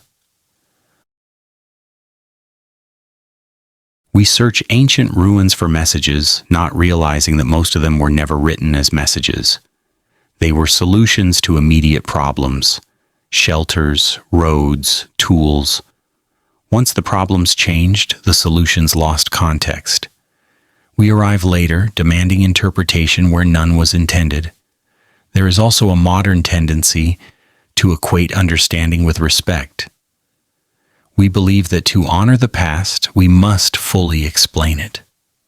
But this may be a misunderstanding. Respect does not require comprehension. It requires restraint. The obsession with understanding often leads us to overwrite silence with speculation. We narrate what should have happened, what must have been thought, what likely mattered most. These reconstructions are comforting, but they say as much about us as they do about the past. Ancient people did not live inside narratives. They lived inside seasons, constraints, relationships, and routines. They did not need to understand everything to function. They needed enough food, enough shelter, enough predictability. The rest could remain unclear. Modern anxiety arises when we realize that understanding is not guaranteed, that some questions will remain unanswered indefinitely. This feels intolerable to a culture trained to solve problems. Yet history is not a problem. It is a condition. As the night deepens, this realization softens. The urge to solve gives way to the ability to sit with uncertainty. We stop demanding explanations and start noticing presence. The past feels less like a puzzle and more like a companion that does not speak often. Understanding in this state becomes optional rather than mandatory. We can listen without extracting meaning. We can observe without concluding. This is not ignorance, it is a different kind of attention. The ancient world does not resist our questions. It simply does not prioritize them. And in that quiet refusal, it invites us to reconsider why we need answers so badly in the first place. There is a certain calm that arrives when we accept that the past does not share our urgency. It does not hurry toward explanation. It does not adjust itself to modern frameworks. It remains where it is, incomplete and unconcerned. This can feel unsettling at first, but over time it becomes grounding. Modern obsession with understanding is rooted in fear as much as curiosity. We fear being wrong. We fear gaps. We fear silence being mistaken for ignorance. So we fill space quickly, often prematurely. The past becomes crowded with interpretations competing for authority, each promising clarity. Ancient history quietly undermines this impulse. It shows us that meaning does not always survive translation, that some knowledge existed fully only within its moment. That explanation can be an artifact of distance rather than necessity. When we stop demanding conclusions, something changes. The past becomes less confrontational. It no longer feels like a test we must pass. It becomes a landscape we move through slowly, noticing contours rather than boundaries. His shift requires humility. It asks us to admit that our desire to understand may exceed our ability to do so responsibly. That certainty can be comforting but also misleading. That silence can be more honest than explanation. There is also a subtle relief in letting go. When we stop insisting on resolution, history stops resisting. The tension dissolves. We no longer feel excluded from understanding. We recognize that exclusion was never the issue. Expectation was. Ancient societies did not organize their lives around posterity. They did not prepare footnotes for future scholars. They trusted continuity. When continuity failed, explanation did not rush to replace it. Life simply moved elsewhere. Modern humans struggle with this because we live in a culture that archives aggressively. We document constantly, assuming permanence. Ancient history reminds us that permanence is an illusion. Records decay. Context dissolves. Meaning drifts. This does not invalidate our efforts to understand. It reframes them. Understanding becomes provisional companionship rather than conquest. We walk alongside the past instead of trying to pin it down. At night, this companionship feels natural. We do not interrogate silence in the dark. We allow it to exist. The past fits into this mood easily. It does not demand attention. It waits. The obsession with understanding fades when we realize that clarity is not the only form of connection. Presence matters. Respect matters. Allowing something to remain partially unknown can be an act of care rather than neglect. History does not punish us for not knowing. It simply continues. The pressure we feel comes from ourselves, from the belief that knowledge must be complete to be valid. Ancient history suggests otherwise. There is wisdom in accepting unfinished stories. They remind us that life rarely concludes cleanly. That meaning is often local. That explanation is a luxury, not a requirement. As the night settles deeper, the desire for answers loosens its grip. We stop asking what the past was trying to say and start listening to what it allows us to hear. Not instructions, not conclusions, just existence. The modern obsession with understanding does not disappear. It rests. It learns patience. It accepts that some things remain unresolved without diminishing their value. The past does not need us to finish it. It does not need our certainty. It only needs us to approach quietly, to listen without demanding, and to let what remains unfinished stay that way without fear. Things that do not require explanation to exist. There is a quiet relief in discovering that not everything meaningful asks to be explained. Some things persist simply because they work, because they endure, or because they were once necessary and never felt the need to justify themselves afterward.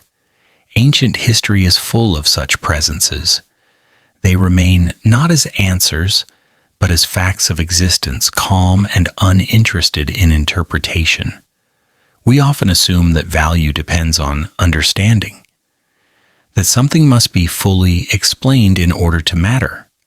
The ancient world offers a different arrangement.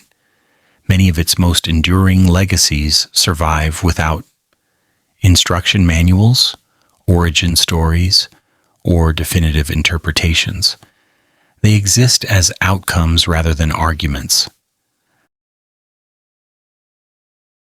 Stone structures stand without narrating their methods. Settlement patterns remain without explaining their reasoning. Artifacts rest quietly without revealing their purpose. None of this diminishes their importance. If anything, it strengthens it. Their value does not rely on our approval or comprehension. Modern culture struggles with this idea. We are trained to believe that meaning must be articulated, defended, and shared explicitly. Silence feels suspicious. Ambiguity feels incomplete. But the past does not participate in this anxiety. It does not rush to explain itself because it does not need to. Some legacies were never meant to communicate beyond their moment. They solved problems, organized life, or supported routines that no longer exist. Once those needs disappeared, explanation became irrelevant. The legacy remained anyway, not as a message, but as residue. This challenges the way we frame preservation. We often preserve things in order to understand them. The ancient world preserved things incidentally through durability rather than intention. What survived did so because material endured, not because meaning demanded it. There is something deeply unsettling and deeply calming about this at the same time.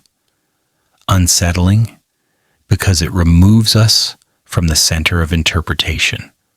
Calming because it releases us from responsibility. We do not have to finish the past. It is already finished in its own way. At night, this realization settles gently. The need to extract lessons fades. The urge to resolve mysteries softens. We allow things to remain present without insisting they become transparent. History feels less like a puzzle and more like a landscape, one we move through slowly, noticing rather than decoding. Meaning, in this context, becomes layered rather than singular. Something can be useful without being understood. Something can be important without being explained. Something can endure without inviting commentary. These are not failures of interpretation. They are alternative states of value.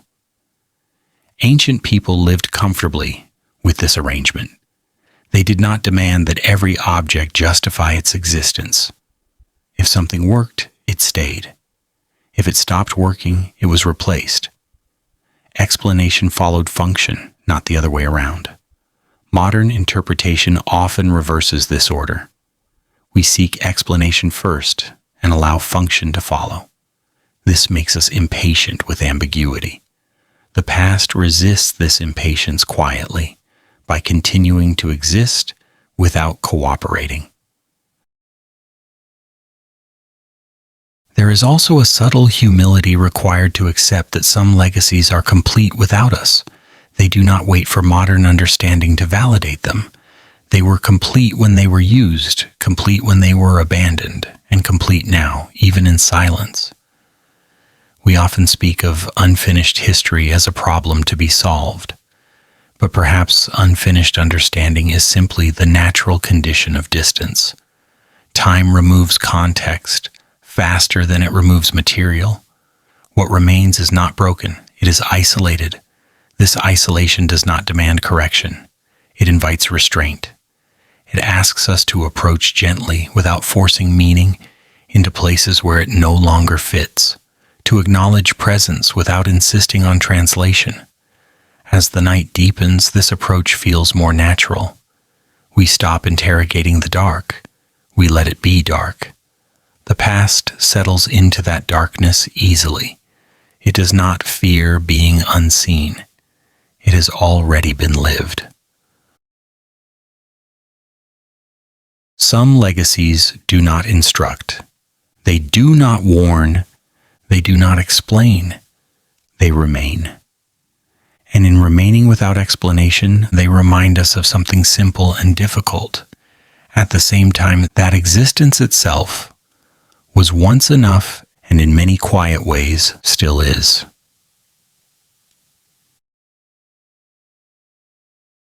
There is a subtle shift that happens when we stop demanding explanation from everything that survives. The tension eases. The past feels less defensive. We no longer approach it like an interrogation, but like a quiet visit. Objects, structures, and traces begin to feel less like riddles and more like companions that have already finished speaking. Modern minds often confuse explanation with respect. We believe that to honor something, we must decode it fully, translate it perfectly, and place it neatly within our systems of meaning. But many ancient legacies were never designed to be decoded. They were designed to be used, relied upon, and then left behind without ceremony. This does not make them incomplete. It makes them honest. A wall does not need to explain why it stood. A path does not need to justify who walked it. A tool does not need to describe the hands that held it. These things existed within a web of understanding that no longer surrounds them. The web dissolved. The objects remained. Expecting them to perform meaning outside that context is a modern habit, not an ancient requirement. There is also a quiet generosity in allowing something to exist without explanation. It acknowledges limits without anxiety. It admits that distance cannot always be bridged, and that this does not diminish connection. We can stand near what we do not fully understand without needing to conquer it intellectually. At night, this posture feels natural. Darkness does not explain itself. Silence does not clarify its intentions. And yet both are deeply present, deeply felt. The ancient world belongs comfortably in this space. It does not compete for attention. It waits. When we release the need for final answers, history stops resisting us.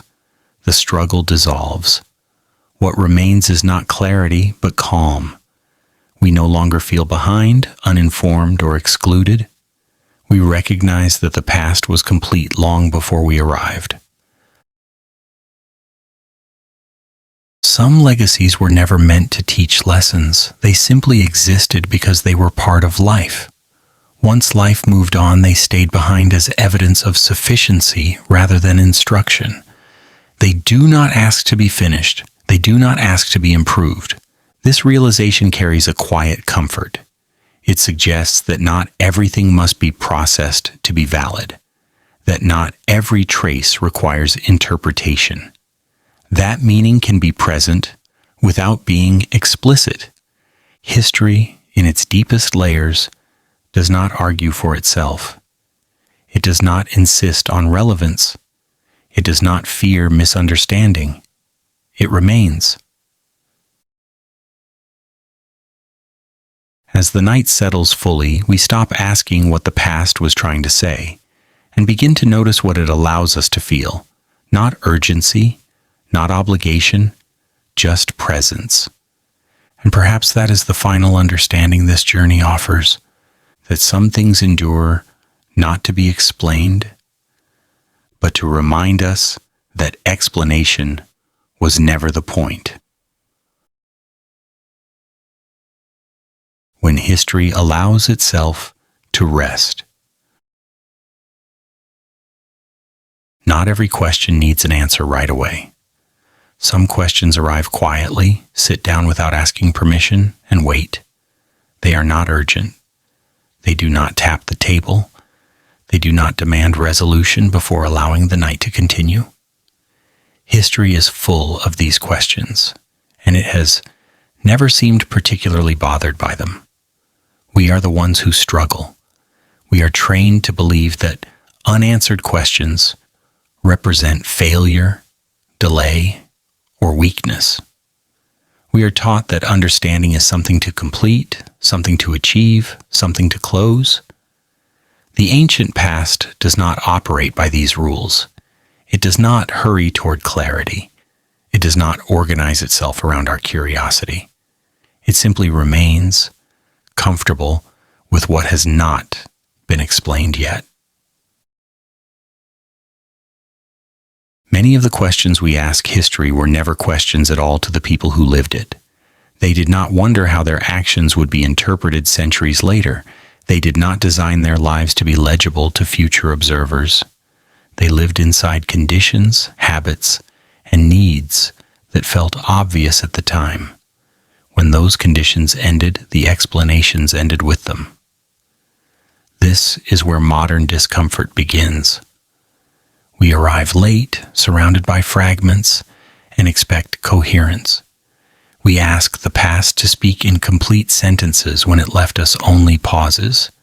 The silence feels unsettling, not because something is missing, but because we expect something to be there. History does not correct this expectation. It allows it. It waits. It lets us project urgency onto what has none. Over time, if we listen long enough, that urgency softens. We begin to notice that not knowing does not prevent the past from existing. It only prevents us from feeling finished. There is something almost gentle in this refusal to conclude. History does not rush to satisfy us.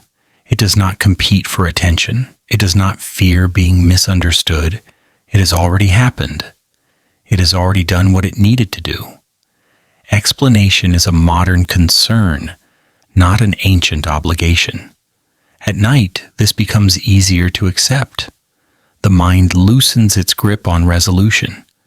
Questions stop feeling like tasks and start feeling like companions. They no longer need to be solved to be tolerated. They can remain present without disturbing rest. This is the same rhythm sleep follows. Sleep does not answer questions. It pauses them. It allows the mind to stop working without demanding closure. History fits naturally into this rhythm. It does not insist that we stay awake to understand it. It is content to remain partially known. There is also a quiet irony in how much energy we spend trying to force clarity out of distance. Time has already done its work. It has removed context, softened edges, and erased instruction. What remains is not broken. It is simply no longer obligated to explain itself. When we stop insisting on answers, something changes. The past feels less like a challenge and more like a presence. It no longer resists us because we are no longer pushing. We sit with it rather than interrogating it. Not every question needs to be answered tonight. Some questions exist to remind us that understanding is not always immediate, and that patience is not the same as ignorance. History knows this well. It has always known. And in that knowing, it rests. History does not hurry, and neither does sleep. Both move according to a rhythm that does not respond to pressure. They arrive when conditions allow, and they remain when effort releases control. This shared pace is easy to overlook during the day, when speed feels mandatory. At night, it becomes unmistakable. We often treat history as something to catch up with, as if it were waiting for us to understand it properly before moving on. This is an illusion. History is not waiting. It is already settled into itself. It does not measure progress by how much we have explained. It measures nothing at all. The past remains where it has always been, regardless of our comprehension.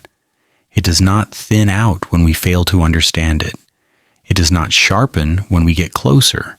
It stays whole and incomplete, at the same time uninterested in our schedules. This challenges a deeply held modern belief that understanding equals possession, that once we explain something, we somehow own it. Ancient history resists this belief quietly. It shows us that explanation is not mastery, it is approximation. It gets closer, but it never fully arrives. There is no final version of the past waiting to be unlocked. There is no moment when all questions line up and resolve. There is only continued engagement, continued revision, and continued acceptance that some things remain just out of reach. Sleep teaches us this without words. When we stop trying to control thought, rest arrives. When we stop demanding clarity, the body settles.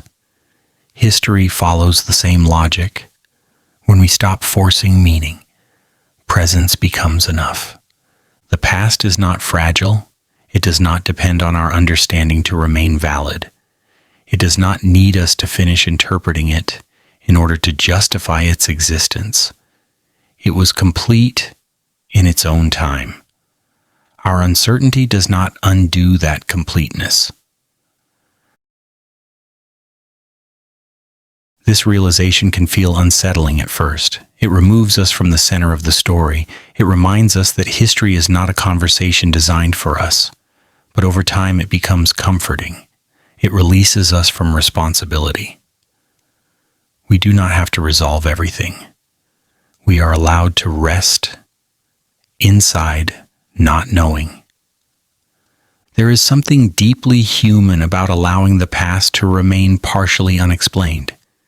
It mirrors how we live our own lives. We do not understand ourselves completely. We do not resolve every experience. We move forward anyway. History is no different. It carries unresolved moments without apology. It allows questions to remain open across centuries. It does not interpret this as failure. It interprets it as continuity. As the night deepens, this perspective settles gently. The urgency fades. The need to extract lessons softens. We stop asking what the past wants from us and start noticing what it offers instead. Permission to pause. The past is still there. It does not vanish when we close our eyes. It does not disappear because we have not finished understanding it. It remains steady and patient, unconcerned with whether tonight brings clarity. And that is perhaps the quiet gift of history at night. It does not demand attention. It does not insist on explanation. It stays exactly as it is, allowing us to do the same.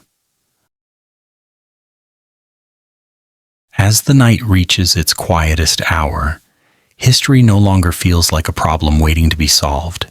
It feels like something that has already finished its work. The stones remain. The cities rest beneath soil and water. The words that cannot be read no longer ask to be translated. They simply exist, steady and unbothered, carrying no urgency into the present. What we have walked through is not a collection of mysteries demanding answers, but a landscape of reminders. Reminders that human life was once lived fully, without concern for documentation. That knowledge could be effective without being recorded.